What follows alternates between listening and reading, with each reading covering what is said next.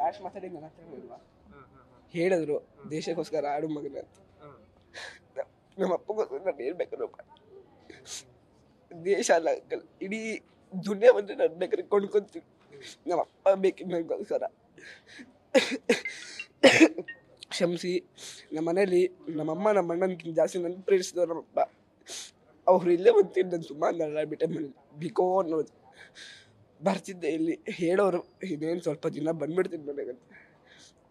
ನೆನ್ನೆ ಹೇಳಿದ್ರು ಹಿಂಗೇನೇ ಆದರೂ ಉಡುಪಿಗೆ ಕರ್ಕೊಂಡು ಹೋಗ್ಬೇಕಂತ. ಅವ್ರು ಹುಟ್ಟು ಬೆಳೆದ ಜಾಗ ಮನೆ ಅಲ್ಲೇ ಇದೆ, ಅವ್ರ ಅಮ್ಮನೂ ಇವಾಗ ಅಲ್ಲೇ ಇದ್ದಾರೆ. ಇವಾಗ ಲಾಸ್ಟ್ ಮಾತಾಡಿದ್ದು ನನ್ನ ಹತ್ರ ಒಂದೇ ಮಾತು, ದೇಶಕ್ಕೆ ಆಡ್ಬಿಡು ಮಗನೇ, ನಾನು ಇದ್ರೂ ಇಲ್ಲದೇ ಇದ್ರು ಅಂದ್ಬಿಟ್ಟು. ಅಪ್ಪ ನೀನು ಇಲ್ಲಾಂದ್ರೆ ನಾನು ಆಡಲ್ಲ ಅಂದ್ಬಿಟ್ಟೆ.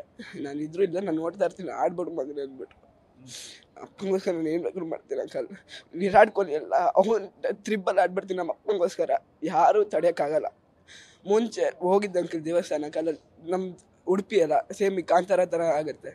ಅಲ್ಲಿ ಕೇಳಿದ ಪ್ರಶ್ನೆ ಹಿಂಗಾಗಿದೆ ಅಂತ ಅವ್ರು ಹೇಳಿದ್ರು, ಏನು ಆ ಥರ ನಡೆಸ್ಕೊಡ್ತೀನಿ ಅಂತ. ದೇವ್ರ ದೈವ ಎರಡು ಮಾತು ಕೊಡ್ತು. ದೇವ್ರ ದೈವನೇ ಮಾತು ತಪ್ಪಿಟ್ರೆ ಹಂಗೆ ಅಂಕಲ್. ಇವಾಗ ಎಲ್ಲಿ ಆ ದೇವ್ರ, ಎಲ್ಲಿ ಆ ದೈವ, ಎಲ್ಲಿ ಹೋದ್ರು?